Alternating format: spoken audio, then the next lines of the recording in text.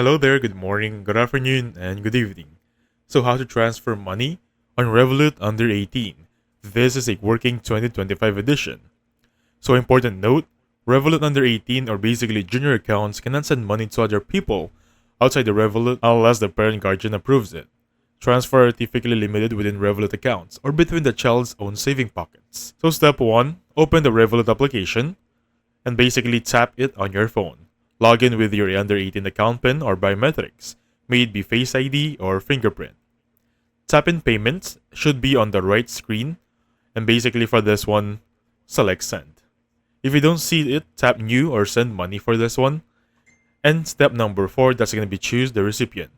Now sending to another Revolut under 18 user, tap contacts, should be in the upper left section of your screen.